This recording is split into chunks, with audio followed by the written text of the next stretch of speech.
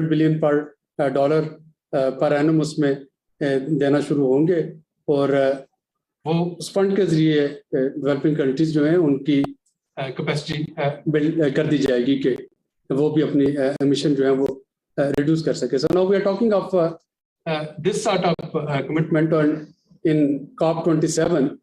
Pakistan would be presenting its case on behalf of G77 that global southern world it's looking forward to global north to meet its commitments, financial commitments. Floods ko bhool jaye. If they don't want to pay anything for floods in Pakistan, they should forget it. But at least they need to fulfill the basic principle, follow the basic principle of climate justice and pay for their historical losses. And the third thing that we have requested Adil to talk about is his Indus Basin initiative that he's leading. Indus, we know, is the lifeline of not only Pakistan, it's for the subcontinent. Indus Basin. It is shared in 4 countries, Adil, if I don't... five, depending how you count. Yeah. We can afford to make...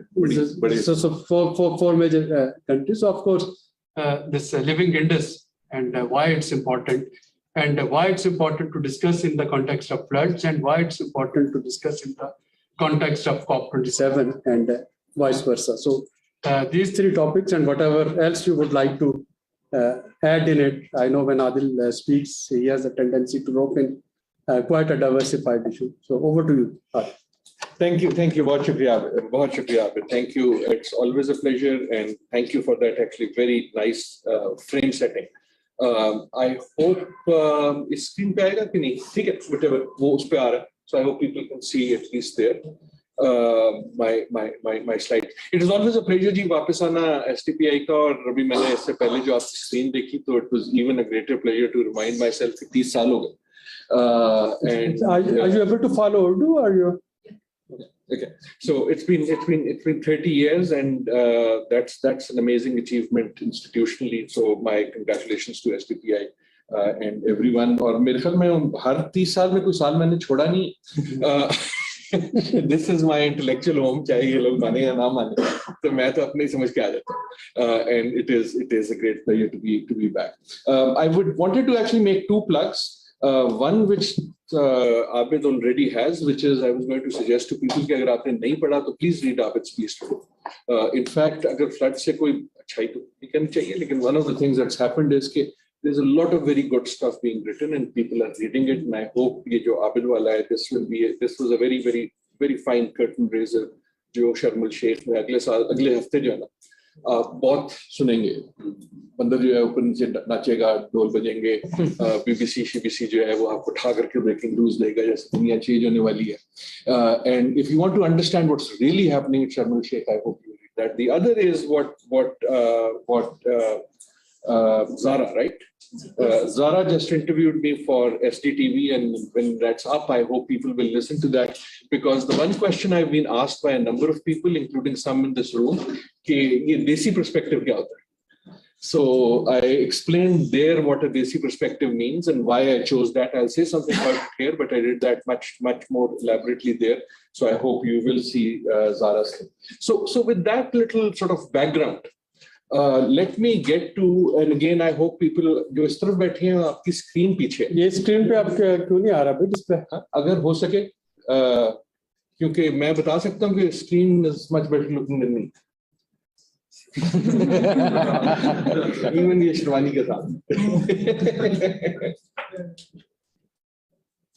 क्योंकि पहले तो आ रहा था.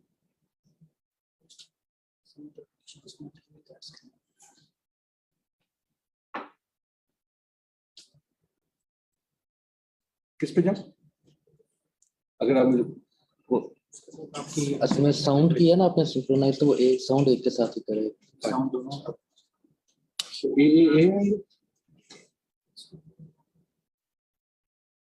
Sorry about this. Sound.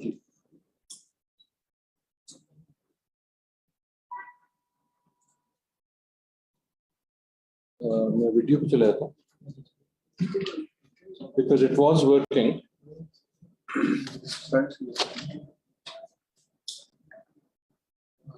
Just a reference video.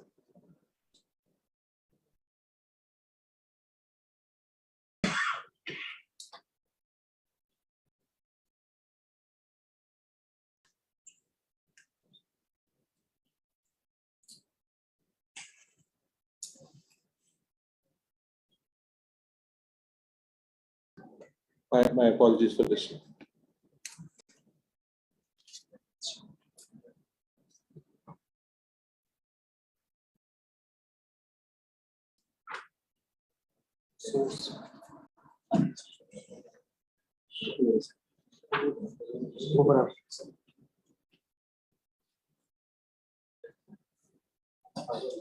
वो left वाली screen है तो मेरी पॉलिटिक्स लेफ्ट लीनिंग है इसलिए वो वाली चल गई है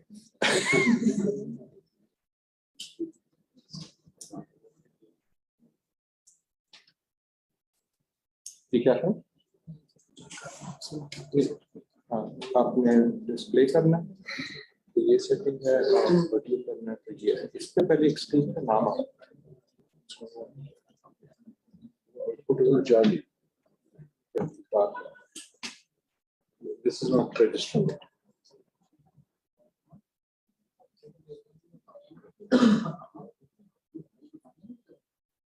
Should I just start on that here? Huh? आप कर दीजिए उतनी देर तक सीधा over here.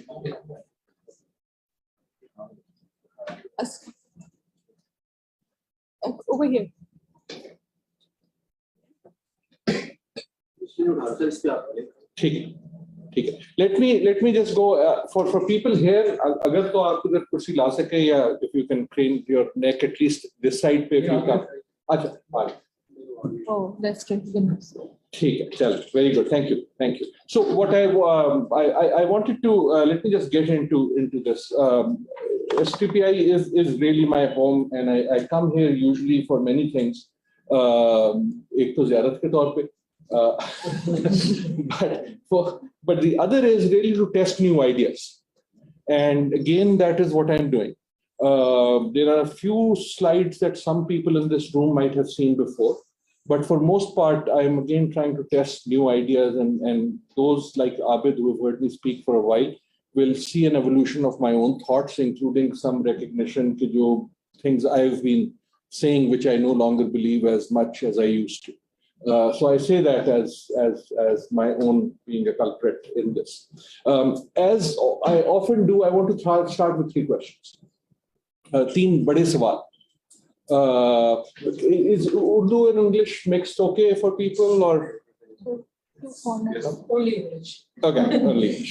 I'll try to restrict it. My apologies. The first is I think we need to listen to the climate, not talk about the climate, but listen to the climate. And we've been talking about the climate too much and not listening to it enough. And I want to say a bit about this. This is the part I've spoken about in this room before, so I won't go into it as much. Because at this point, climate is no longer a future issue. In fact, some years ago, and again, I think it was in this room, I made a pledge that I would no longer use future graphs about climate. So most climate people have graphs which say 2070 will be like this, 2080 will be like this, 2100 will be like this, right? People like me were all sort of caught up in this projection game. And I think it's a very good game. Like the problem usse ye hua hai, what I've realized is when we talk about climate in the future tense, people think we have a lot of time, right? And that is no longer true. So now you can prove every point about the climate using existing data. You don't have to tell people what will happen or what might happen because what is happening is telling the story itself and we need to listen to it. The second question, and these relate very well to what the three things that Abid had talked about. The second question is, how is a living Indus a barometer of Pakistan's climate health? I'm not going to talk about the project at length. I'm going to suggest to SDPI and to Abid and to all of that in fact, if Pakistanis want to, in a desi way, measure the impact of climate, then emission is also a yardstick, but a much better yardstick is the Indus Basin. Right? We need a desi Pakistani, thank you, barometer. Right? I'm not doing narabas. One that I can understand, feel, and see. And that is the Indus. I have never seen a carbon molecule. I don't know what it tastes like. I don't know what it smells like. I've spent my entire life studying carbon. Right? I spent 3 IPCC reports as a lead author, vice chair, blah, blah, blah. Lekin, I don't know what a carbon molecule looks like. But I do know what Indus looks like. And I will try to make the point why Indus is a barometer. Barometer, it's a tool. It's a scientific tool to tell us what is happening. And that's my second question. My third question is, what can Pakistan tell the world about living in the age of adaptation? And this is where what Abid was saying about the G77, about being the vice chair, invited, and so on and so forth, is important. In many ways, the revolutionary point I'm making is to my friends and myself, for too long, we have been takers of the climate agenda. We go to these meetings mostly, myself, to figure out what the global agenda is. And then especially those of us who are environmental institutions or environmentalists come and we think our responsibility is to implement that agenda. That agenda is very nice. There's nothing wrong with it. But it is more and more disconnected with the realities of Pakistan's climate, as we saw in this flood. Therefore, do that, please. But it is time to also educate the world what the age of adaptation really looks like. That cannot be understood sitting in Boston. It can be understood sitting in Bahawalpur. Right? And again, this is not about conflict. This is saying that something has changed. What did I mean by desi agenda? I'll give you the short version. Again, long version you will see in the video. The short version is here. I was going to suggest the title, How to Think About Climate Like a Pakistan. I didn't put that title because then I thought people would say, who the hell are you to tell us that you live in Boston and you're going to tell us how to be a Pakistan? So wo mere khayal mein would have been arrogant. Right? But I didn't want to say a Pakistan perspective because I've written 10 papers called the Pakistan perspective. And what they were really about was, this is Pakistan's map, this is how many people we have, this is how our economy is, this is what our history is. That's not what I'm trying to do. What I'm trying to say is, if you honestly believe in climate, as a Pakistan, the way it interacts with you, how would you talk about climate change? And I am arguing here, it is not the same as global. It is not opposed to it, but it is not the same. And we need to be sort of playing on the front foot. We need to be providers of that agenda, not simply receivers of that agenda. So that's my somewhat sort of big picture thing. Let me move on to what I want to say here. And I'll cut it short if I'm going off on time because the main points are actually a few. I have a proposition. This is the basic proposition, the hypothesis of whatever of my talk. My proposition is, okay, the onset of climate change has fundamentally changes the nature of climate policy and of climate politics. And this is what living in the age of adaptation means. Again, people in this room know for about last 10 years in this room and other rooms, I've been propagating this idea that we are living in the age of adaptation. Now, that's a lot of words to put on a slide. So let me highlight what that means by just highlighting the keywords. The first word is fundamental. What I'm saying is there is a fundamental change. This is not a trivial marginal change. Something very major has changed in climate by the fact that it is no longer a future issue. Right? Mitigation is still there, but because we are now seeing its impacts, as in these floods, as in the fires in Australia, as in the heat in Europe, as in the drought in California, that has fundamental lafz is important. It's not a marginal choti si change, it's a fundamental change. What has fundamentally changed? Policy has changed. And politics has changed. What does that mean? Policy change means that the things we need to do or should be talking about doing have changed. Right? So essentially climate policy was carbon withdrawal or kuch nahi. Why solar panel? Because you bring down carbon. Why hybrid cars? Because you bring down carbon. Why trees? Because they take up carbon. It was essentially a carbon management program. It should be in a mitigation world because you're trying to avoid a problem and being caused by mostly carbon, other things too, but mostly carbon emissions. In an impact world, as you heard in this room, it is not just about carbon, it is about water, and it is about other things. What happens when climate changes? Water rises, sea level rise. What happens when climate changes? Water disappears, drought. What happens when climate changes? Water melts, glaciers. What happens when climate changes? Water falls from the sky like no one's business.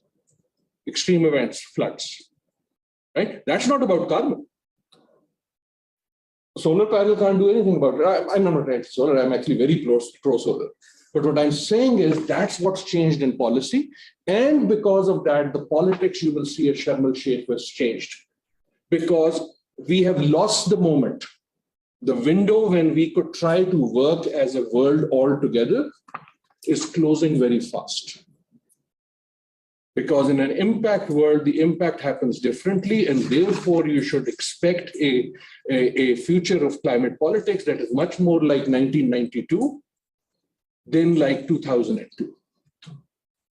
1992, Pakistan was also the chair of G77. 1992, the North-South was a major thing. And then we started thinking, oh, Lakuna Matata, we'll all do whatever we can. Well, we did it. And therefore, the politics is changing. And this is what the age of adaptation that I've been talking about means. Right? That things change and the age of adaptation. So that's really the premise. Basically, that's the argument. That's the proposition I want to highlight. I'm going to do it in a few different ways in the next 20 minutes and then open up, I hope. So if we think about it in this perspective, Abid has already given you a brief on Paris. Most of you already know about it. I'm not going to go through the detailed slides that I used to go before, but let me put just some big numbers for reminder, right? So what came out of Paris? I'm not a fan of Paris. I was never a fan of Paris. I was at Paris for a little while. I think the height of climate negotiations and climate diplomacy was Copenhagen. I think people are wrong to think of it as a failure. It was the last COP that actually tried to do something. And Paris, essentially, I very much wanted to succeed, but its ambition was very low. Just get any agreement that you can. So essentially, get an agreement. Har ek wo karega jo kar sakta. Whatever you can do. Write this document called an INCD and just say whatever you think you can do, and then please try to do it. Most have not even done that, including us in Pakistan. So it's not like others didn't do it, we also didn't do it. Right? And because it was totally voluntary, it's not even a legal agreement. Right? It is an intention. And we made, the media and others made a big thing about it because, again, we wanted hope. We wanted to hold on to, cling on to something. Two big numbers came out of Paris. One was this 100 billion. You're never going to see the 100 billion. If you see, please let me know. Please wake me up. Every COP, this is the 27th, Khuda ka wasta. 27th. That's not a thing to be proud of. For 27 years, we haven't been able to come to an agreement. That's a quarter century. Every COP has said new money will come in. It has never come in. And it won't come in. The problem with the 100 billion is not that it won't come in. The problem is at Paris, it looked like a very big number. Now it looks like a very small number. Just the estimate of the Pakistan floods, it started with 10 billion and is now at what, 40 billion, right? So what looked like this won't happen because it is so big is now looking inconsequential because it is so small that even if it showed up. Why is it looking small? The US printed 6.25 trillion, you'll see this number later, in COVID. When people honestly believe there's a crisis, the money comes like this. This idea that there isn't money is a lie. Right? Even Pakistan created money. When someone actually believes there's a crisis, the money shows up. Right? So 100 billion to you. I think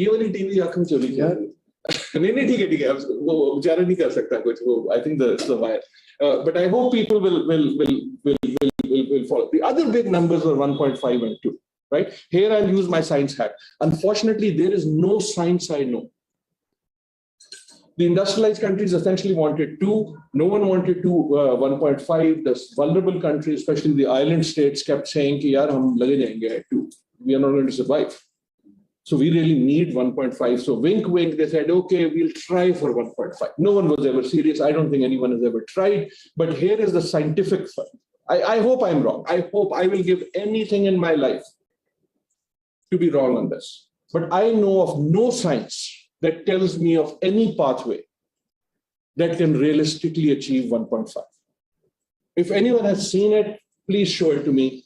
I don't think there's a single scientist who can show you an actual half realistic pathway to 1.5.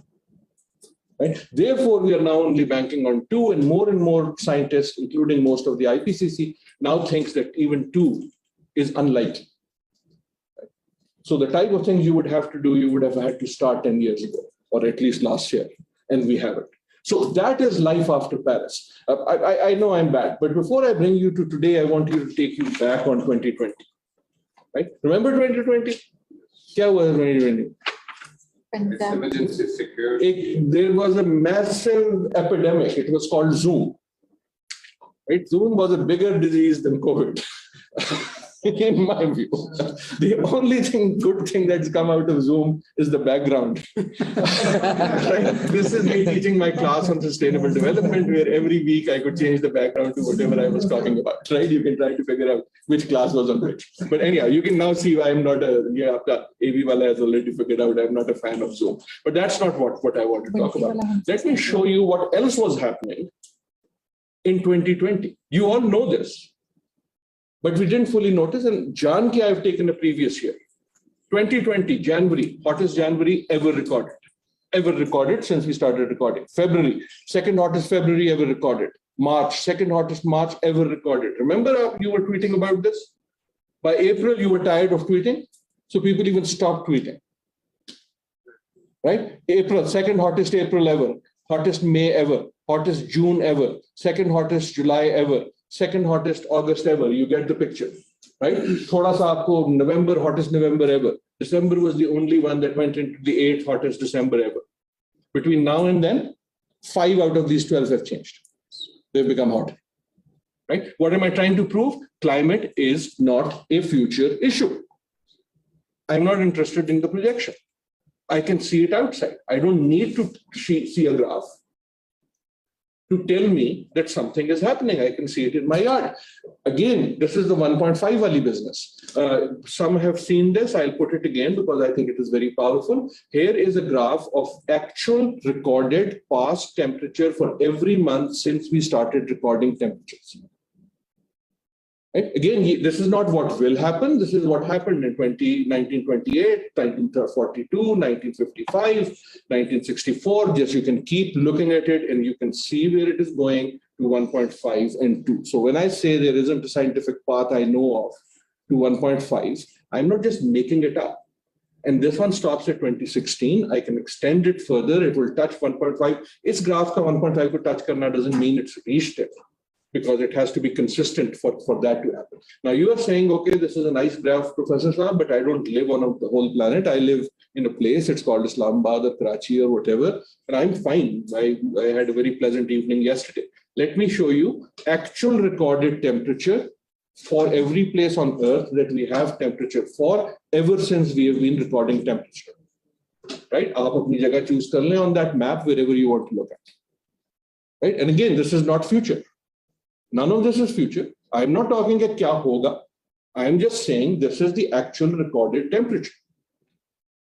Right? As I said, I've just taken this vow. I'm not going to put future graphs. Kabhi kabhi karna padta hai, but in most part.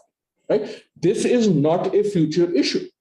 It is global, but, and here is our thing that we are talking about, the second thing that we are talking about that comes in, the change. Remember the fundamental change? The fundamental change is, it is not only no longer global, it is now local. It doesn't stop being global, but it becomes local in very real ways in the flood. It becomes local in very real ways in your inflation. It becomes very local in very real ways in your agricultural prices. It becomes very local in very real ways in this report that we did called the Living Indus. Right? And that's my link to this. right? Again, I won't go into the whole report. This is not a presentation on that, but I want to sort of say why I think now Indus is the barometer, and why for Pakistan, the best way to think about climate is actually not emission, but Indus or other things like that. So let me say, and here again, as I said, listen to the climate. Listen to the climate. Even if you don't listen to the climate, at least for God's sake, listen to the Indus.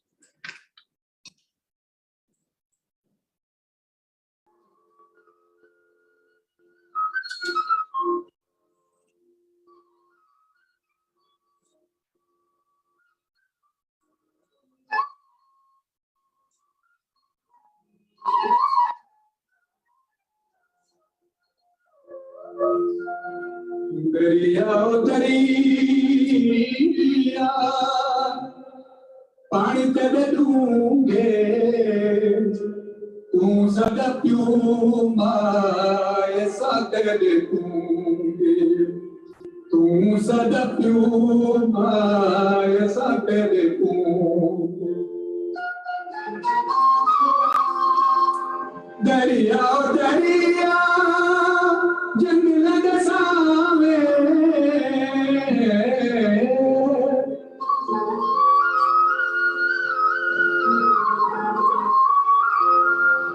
दरिया दरिया जंगल दसावे कहीं की कहासी खुशी सादे नाम है खुशी सादे नाम है दरिया दरिया पानी तेरे डूंगे तू सदा क्यों माए सा तेरे डूंगे That to me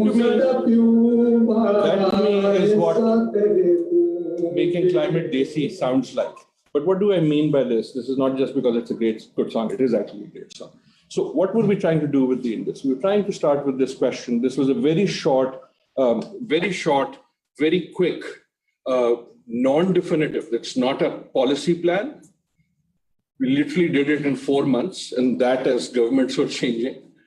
We said, if we started not with emission, but with impact, what would you look at in Pakistan? And we came to the conclusion you would look at the Indus, you would look at Buller, the Indus dolphin, and you would ask yourself, what is the Indus telling you, right? And the goal of this initiative is not to come up with the right answers, but what are the type of answers, right? What are the indicative type of answers you would come for if your goal was this? And our goal was to aspire to an Indus basin that can sustain a thriving civilization from its source to its delta.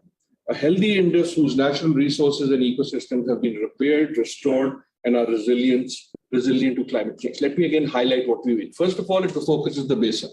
Why the basin? You will see it in a minute. The basin is Pakistan. Pakistan is essentially the Indus basin, most of it. We'll see that, right? And even the part of Pakistan that's not on the basin is fed by the basin in other ways. So focus on the basin.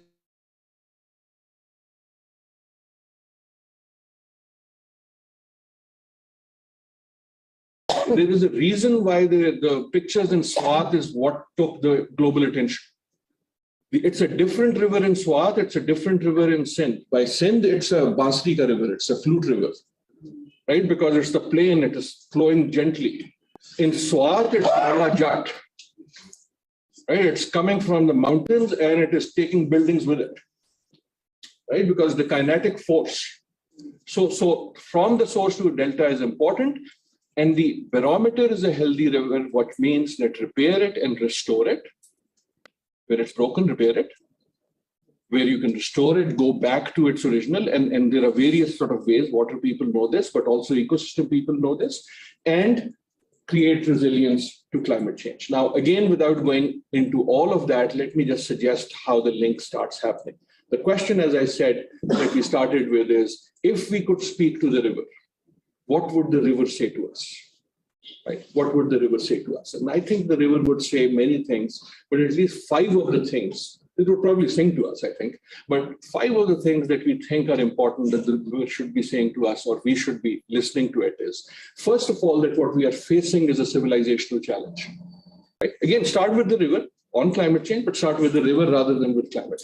For 5,000 years at least, probably for 7,000 years, depending on which historians you want to believe, this river has sustained the place we live on.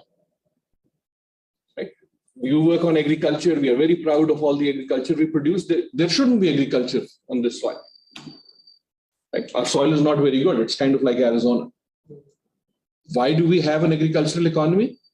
Not just now, but from Harappa. This is the year we are celebrating the 100 years of the discovery of the Harappan civilization in its current form. Because the river comes in. Take away the river and you are no longer an agricultural country. Take away the river, half of your love stories go right there. That ghada she was going on, I think flood wala year. Right? Take away the river, half the Nurjan songs are gone. Right? But I'm not just joking. It is the river that is the civilizational focus of that has created. Right? The name India comes from this river. The religion Hindu comes from Hindu. Right? So this is the civilizational basis. And the river that has sustained us for 5,000 years, I am no longer sure as a climate person, we will be able to sustain for another 100.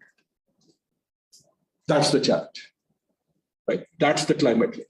The second thing the river, I believe, will tell us is it's not just a civilization challenge, it's a demographic challenge. What do I mean by demographic challenge? 90% of Pakistanis live in the Indus Basin. This is what I meant. It may be 4 countries, it may be 5 countries, but it is different for this country than every other country because this country is the basin. 90% of the 230 million people of Pakistan live on the Indus Basin. That is why we are talking not the river, but the basin. Right? It is not just a demographic challenge, it's an economic challenge, and Javed can help me with this because we are still trying to find the exact numbers, but our thought is that as far as we can tell, 82% to 85% of Pakistan's economy is based one way or the other on the Indus Basin. Right? So that is the reason why this is the barometer. Climate goes away, this is where you're going to see the impacts.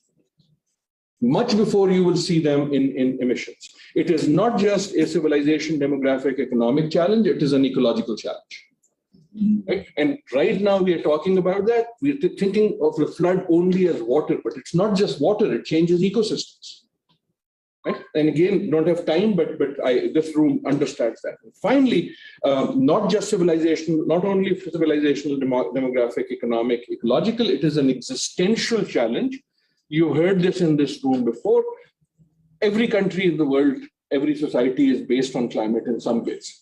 Ours is even more than many others. There are these 2 great forces.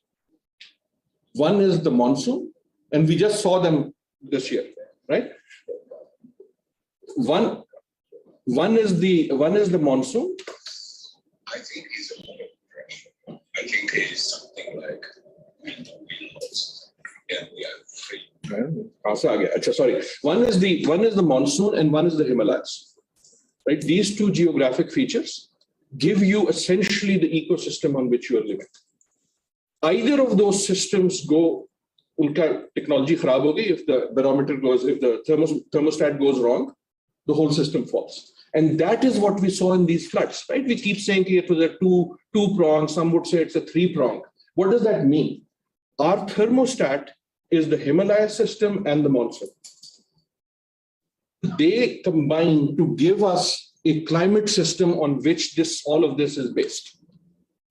Now, if either of them goes out of sync, the monsoons start going in a different pattern, right? In Himalayas, maybe the glacier melt starts going in a different pattern. Not just water, but a whole bunch of the systems that are dependent on this. If the fluctuation hoti hai, it's not like it's the same every year. But when the variance in the fluctuation goes off, that becomes potentially existential. That is what the IPCC last 2 reports are telling us, especially about the Himalayan system and the monsoon system. Right? The issue is not that the rain comes more. We can deal with that. We have been dealing with floods for 5,000 years. We know how to deal with floods. We even sometimes wait for floods. The floods are going to bring soil. Right? what is the problem with climate change is not climate, it is change. The patterns, whatever we thought was a 20-year event becomes suddenly sometimes a 5-year event, sometimes a 2-year event, right? Our dependence on some semblance of goes away. One of the things that I didn't mention, again, I'm rushing through this. This is much more complex than I'm making it sound to be, but I'm trying to only give the headlines here. But one of the other demographic features or economic features is 9 out of your 10 cities. Actually, the first 9 out of the 9 cities are within 50 kilometers of the Indus. Right? So Indus is important. All I'm trying to do is point out its link to climate. And I think maybe if the river could speak to us, it would say, Yaar, I'm not in trouble. You are. I was here before you. I'll be here after you. Meri fikr na karo. Apni karo. Think about yourself. Right? That I think is the message of linking climate. Now, I won't go into this. What we did was, as I said, essentially the whole thing took 4 months. We talked to a lot of people, some of the people in this room included. We held these very, very meetings with experts and others, also with governments, with all the chief ministers, the prime minister. We said, what are the type of things that are already happening or should be happening? We're not trying to assess what is right and what is more right than others and what the sequence should be and which things will totally change it. But what are the type of things we would do if we wanted to give a healthy Indus, a resilient Indus basin, right? And that's what we were collecting. And we came up essentially with these 25 ideas. They are 25 not because there are 25 perfect ideas. There are 25 good ideas. They could have been 27. They could have been 29. They could have been 40. I'm sure we've missed things. But in a very short way, what we are trying to say is each one of them around what ballpark money would they cost, right? Rough math. Which SDGs are they related to? Are they long-term or short-term? Where on the Indus Basin do they act? Are they part of the NDC? Are they flood related? What is community involvement? So essentially, we were giving a snapshot of the type of ideas. In fact, earlier this month, the cabinet has now approved it, which doesn't mean there is money to do all of this. But the idea is, let us start thinking about climate in a different way. And what are the type of things? I'll give you a snapshot of the type of initiatives there are. As I said, these are only headlines and there are much more than this. So these are just to give you a sense of the type of things that are there. The most obvious one is trying to increase the crop per drop, right? So we are not only sort of water scarce in some places or water is an issue, but our efficiency of its use, all of our water as well as agriculture friends tell us can be much better, right? So that is a clear one. Nature-based recharge. This is an existing project. One of my favorite one was this 100,000 community ponds. Right, just like we have a billion tree tsunami, and some of them are working. We have them in Karachi. Some have done them in Hyderabad. But if you think of again this flood, and you think of an ecosystem as it was at one point historically, ponds are part of that water ecosystem that does. Again, I'm giving headlines here in the report. There is a little more, but not that much. Creating an Indus, living Indus trust, a basin protected areas. Right, you'll see this in the picture. Our biodiversity is all on the basin, or not. Most of it is in the basin. Performance bonds, which are again sort of, we suggest 10 zero plastic waste cities, and we try to cost them out. We have programs on sustainable tourism, a digital platform on the health, crowdsourcing, the way we have now in Lahore on smog, etc. Right? I'm purposely going fast here. It's a very short report. It's only 50 pages, but you can find more there. But our intention there was not to say, okay, we know that these are the best. And I've only given 10 of the 25. Our intention is something else. Look at that list. Agar ye meri class hoti, I would have asked you, how is this list wrong or different from things you see in a climate talk? What is different in what you see on your screen from what you usually see in a climate change talk or what you are going to see at Sharm El-Sheikh? Most of the word carbon isn't there, right? It is indirectly there in urban forests. And what I'm trying to say is that's the message to take. Okay, yes, do carbon, but America, you do carbon. Europe, you do carbon. Don't outsource it to me. I can't. A poor farmer putting another solar panel is not going to save the world. Adil Najam living in Boston, living closer to where his works, is going to save the world. Right? That's the climate commitment part. And because we are now an impact world, what we need to focus on in addition to that, but much more importantly that, is the impacts and preparing ourselves for impacts. That's the value of this slide. Right? And this is a slide that makes me lose my friends, because my friends like me are carbon counters. Right? Now let me go to the last part, and I'll skip some. What does then diplomacy mean in the age of adaptation? Right? And this is the Sharm El-Sheikh. Let me remove, because I want some conversation, I'm going to remove at least one long slide and give you just a snapshot of what we might have learned on COVID. Some of you know I've been working on sort of COVID and world after COVID. So if we put COVID and climate together as crises, what have we learned from the COVID crisis about the climate crisis? Why is that important? For all of us in the room, COVID was the first truly global crisis. Right? In our lifetime. In our lifetime.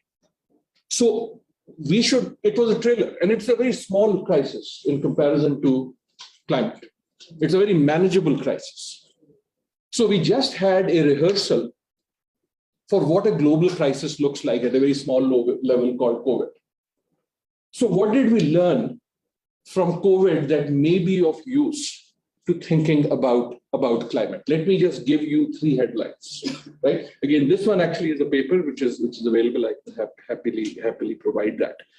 3 things that we learned. First thing we learned was about multilateralism. This is where Sharm El-Sheikh. The first, one of the biggest casualties, one of the earliest casualty of COVID was multilateralism. Pehli cheez jo mari hai na, Globalization was not just globalization, global institutions.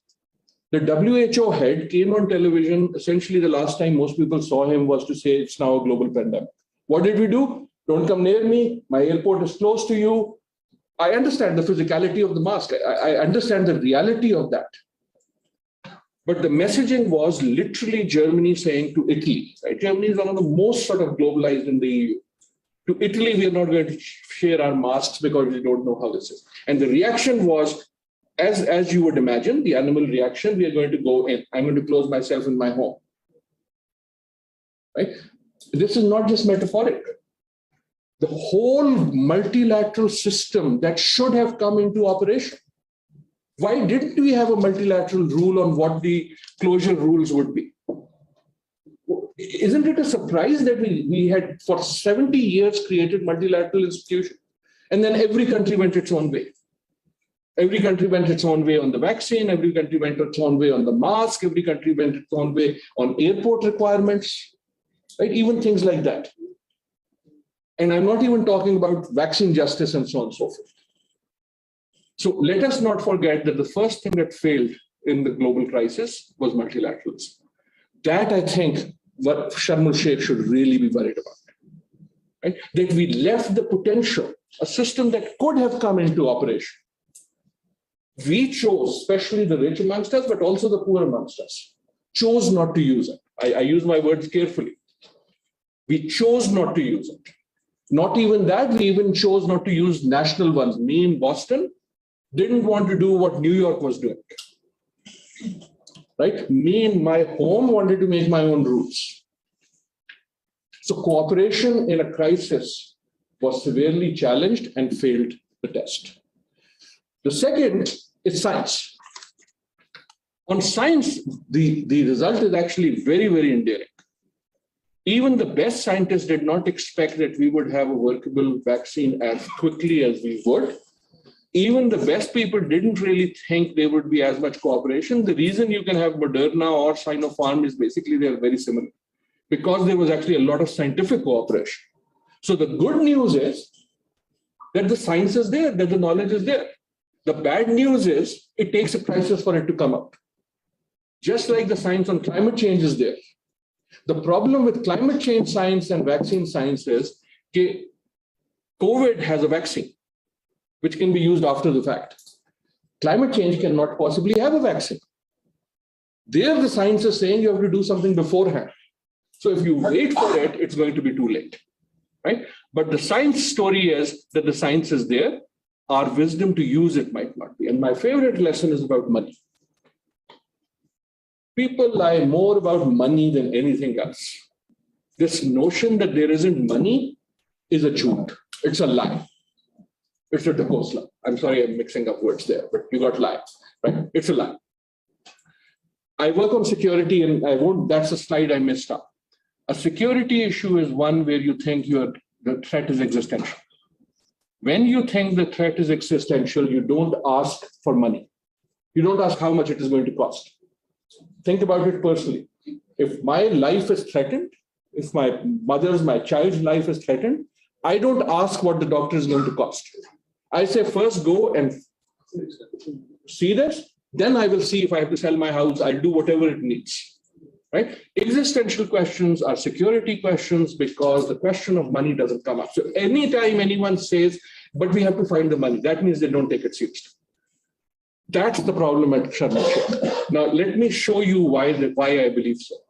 When we have had real crisis that we actually, and by we, I mean you and me, not just rich countries, even Pakistan, even us individually. Right? When COVID came, whether we could afford it or not, we did what we could. When we have had real existential crisis, the money shows up. Let me put a number that many of you have seen. Is this a big number or a small number? Kitne sifre? Student wale, this is $2.260 trillion. That Pakistanis are very fond of giving this number. That's the cost of the US war in Afghanistan. Big number, small number? Very small number. Yeah, this is such an affordable cost. For a war, just 2.6 trillion. You want to see a big number? Let me show you a big number. That's a big number. You know what that number is? That is the actual cost to the US of the war on COVID impact. I'm not talking about the impact on economy. I'm talking about the actual money spent and printed. It took the US Congress 8 days to discover $1 billion, 5 days to spend it. In 5 days, it was gone. Right? This is not a criticism. What I'm saying is that when you think something is existential, this is what you do. You find the money. The inflation we are seeing is partly when you've pumped that much money, and I'm only giving you the US. If I gave you the China number, that is probably about more than half of this. The EU number is about 3/4 of this. You can add it for the world. And this is not just COVID in Afghanistan. This happens all the time. This is what I'm saying. If climate was taken seriously, we would be seeing different numbers. That number, who recognizes that number? That number is the actual cost in printed dollars of the US financial crisis bailout. So when the world believes that a crisis is real, the money shows up. And to me, that means the money not showing up is not a factor of the money not being there. We, ordinary people, we are fine doing a walk, doing 5 tweets, then coming back home. But we do not actually think this is existential.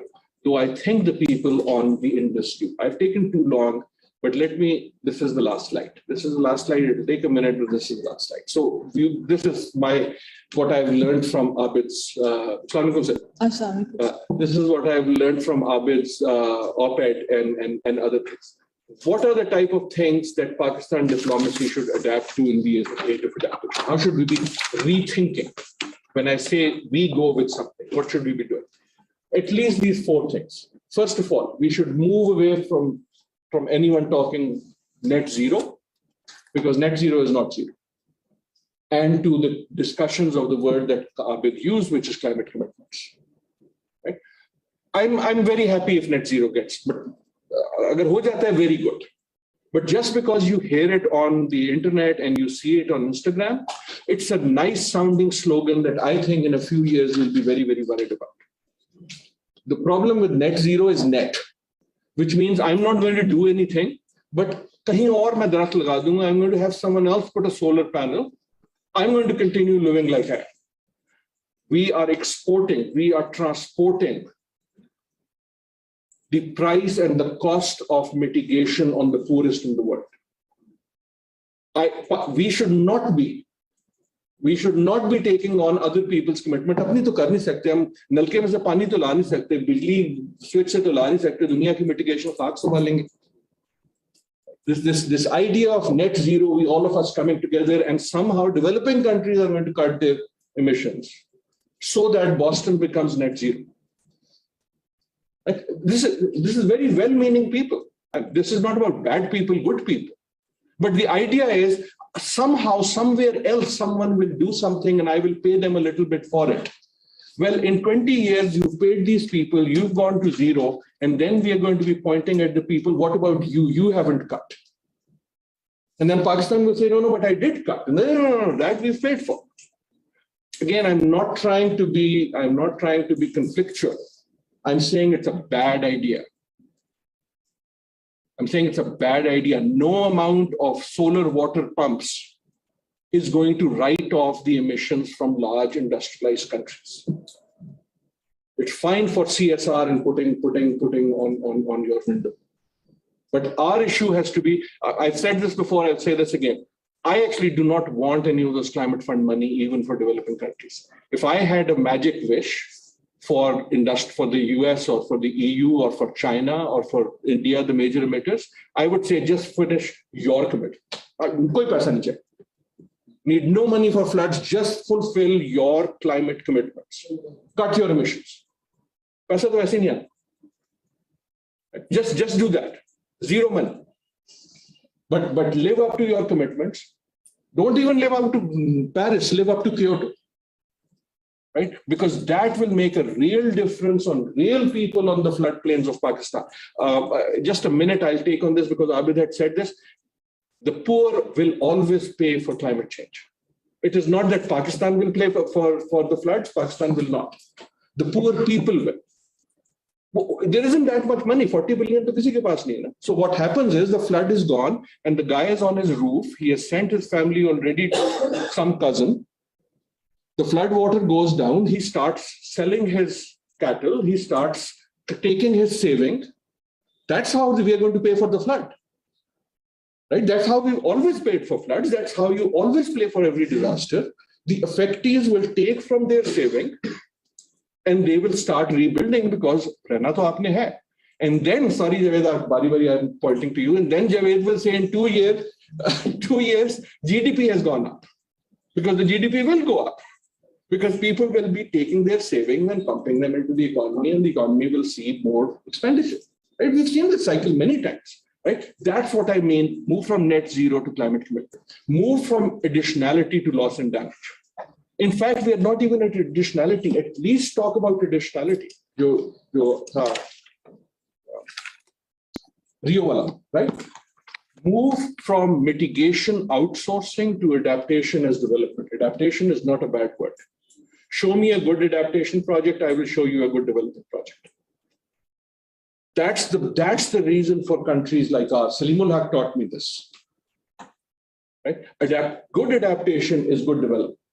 What do you do for adaptation? You plant trees, you make the banks more strong, you provide water. Right? All of those are good development interventions. So instead of this mitigation outsourcing, which is the carbon game, move there. And finally, move from the talk of climate assistance to the talk of climate justice. Very, very last point within that final point, because you all know about climate justice these days, it's a big mantra. You will have no credibility in asking for climate justice abroad if you are not providing climate justice at home. Right? She was asking me earlier, they don't keep your promises, and my response was, nor do we. Right? If other countries haven't kept our promises with us, have we kept our promises with the world? Chalo, world to jaye jidhar jana chahta hai. Have we kept our promises with our own people? Did we keep the promises after the 2010 floods? This victimhood is very nice, but we are not the only victims. The reason the money is not going to show up, this is not we have to get out of the disaster mode. Disaster is something unusual that happens once. In a climate changing world, you're going to have constant disasters everywhere. So now what has happened is that the market for disaster has expanded. There's a fire in Australia. There is a heat in Europe. There is a hurricane in Florida. There is a drought in Los Angeles at the same time as there's a flood in Pakistan. Even if Angelina Jolie really likes you, how many places can she go to? Right? So the market for disaster expands. The appetite for relief contracts. Therefore, the assistance game is not the one. But if you are serious about climate justice, then just talking victimhood, thodi der ke baad log tang aa jate. Then you have to start with climate justice at home. I have, as always, taken too much. In fact, time has gone up. But let me end there. I really apologize. Every time I come, I talk too much. Really. Thank you very much, Adil. It's as always very educative, very thought-provoking insight, and I'm happy कि इसमें Indus Basin का, especially what the Indus River tells us, आपने वो perspective इसमें add किया. Climate justice पे, and I completely agree with you. Unless and until we do justice at home, we can't ask justice abroad. मुझे सिर्फ इसमें अगर आप इजाजत दें तो जो एक चीज मैं ऐड करना चाह रहा हूँ वो ये है कि while we are talking of all the disaster and its impact, and while we are talking of climate commitment, and all of a sudden I am asked, and I keep on facing this question from different media outlets, but Pakistan's perception in external world is too bad, and you can't take care of your corruption, and you can't take care of your bad governance, and you can't take care of your weak institutes, and you can't take care of all the 10, 20 things which are there, and I admit that many of them perhaps they are real. And then they say, so why should we, our taxpayer money should come to you? And I always tell them that I can relate to this mentality. This is the same mentality that we have in Pakistan when we listen a news of a heinous crime towards a woman, and instead of helping her, our first question is, we start doing nitpicking, and we say, start character assassination, alleged character assassination of that person. So yes, Pakistan needs to keep its house in order. Pakistan needs to do justice with the people. We need to, people of Pakistan, they need to make their governments and their policymakers more responsible, and they should ask them. So these questions they should be asked. For example, I was just looking at the extent of damage in Balochistan. There's not even a single bridge which is constructed by FWO which got swept away. All the bridges, 250 something bridges, which were constructed by Civil Works Department, all of them, they are gone. So I need to ask this question. So what is the difference? The same brick, same cement, same concrete, everything is same. So of course, these things they need to be asked, but then I have this objection on especially global north and our Western community who start doing our alleged character assassination and telling us that because of our character, we are subject to this heinous crime of nature. If I can, I know you have a 3 o'clock, but in a way, yeah, both things are true. So we need to ask tough questions ourselves. Let us not let the others go scot-free either. Yes. It is like, let's say, I'm really bad, and I hit your car. You can't say, so you will still take money from, you are very bad, let's assume, or मैंने आपकी गाड़ी को मार दिया. I can't say नहीं क्योंकि आप एक बड़ा बुरा आदमी है इसलिए I am not going to pay for his repair. If this is the climate justice argument, someone has caused damage, good or bad, I may be the worst person in the world. I have a legal obligation to be paid right. Now the internal question is, कि हम फिर अपने government officials को, अपने politicians को, अपने institutions को पकड़े, कि use that right. Can I quickly ask? Yes, we know we have. You have a 3 o'clock. Right? Another talk. मुझे नहीं पता कि उसमें speakers. I think 2 of them they are here. Zara, how many more? We are waiting for. We are waiting for next couple. A couple of more. So I think we have a little bit of room until the other speakers come. We can continue. I'll give more time to non-STPN. Adil is here, you can always ask. So if you can raise your hand if you have any question to Adil on this topic. Very basic one. Do you see this? अगर आप ये mic ले लें तो जो लोग आपको follow कर रहे हैं online What I can understand from this is that the Indus initiative is sort of a policy document. Do you see it moving forward in any proper program in government of Pakistan, corporate or in the private sector? आप Thank you.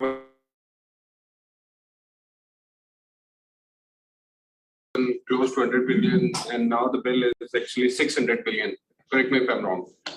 So where are we going, sir? Where we are not even investing on these things on the local portion, and on the international sector, we are not having that money. So localization is the best option, do you think? In that way. Any other question from non-STPI participants, and then I'll come to our own staff. Ji Tahir. Very good question. I'm very troubled at being not expert on the issue. We talk of carbon in the air. Why don't we talk about the oil itself, which is a business? And I'm saying it for a very specific reason. This $4 trillion, which is going out of the Europe, is because of the oil and gas, which has been stopped. Another $3 trillion, which the Gulf states are going to gain because they're selling it.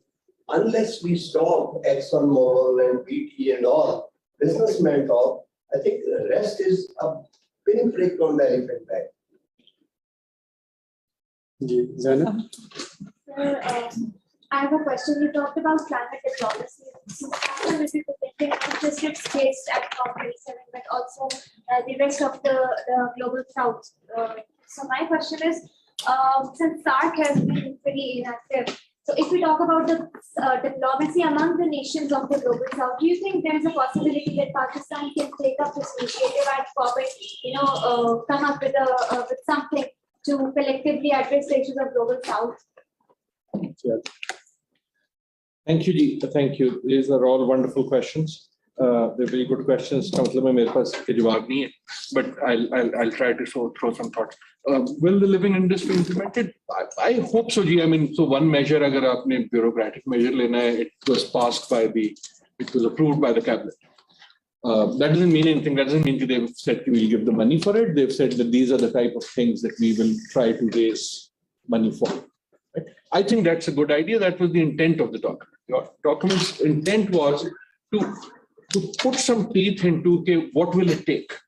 And not only what are the type of things it will take, what is the ballpark of money it will take, right? So by saying build plastic-free cities or plastic pani mein jata hai, is nice, but now I put a dollar amount, what does it take for Islamabad to become, to deal with its water, right? Now it's nice to say 100,000 ponds, but now we put a dollar amount here. If you're going to do this project, this is how much it takes. My hope is that when Abid goes to Sharm El-Sheikh, when the minister, whoever, ye government, agli government, usse government, they have now a list in their hip pocket. And they say, if here is the type of things we need support for, rather than just give us money, right? So that is the only intent. And you to move the conversation ke adaptation hoti kya. I think Pakistan still needs an adaptation plan. In the absence of it, I think this is a de facto adaptation plan or part of an adaptation plan that we've, again, 4 months, but I'm very proud of it. The bill is going up. Yes, the bill is going up. The bill will keep going up. The less you mitigate, the more you will have to adapt. Right? Adaptation always has a cost. We as humans are very good at adaptation. You just coat pehna hua hai, wo adaptation hai, right? Mausam garam hua, aapne sweater le li, adaptation. Barish hui, aapne chhatri le li, adaptation. Right? You adapt to change, but all adaptation has cost, so the cost will go up. The real issue is who will pay the cost. When cost goes up, it is not like nothing happens. What happens is that the cost is pushed on poor people. So when load shedding was happening, what happened?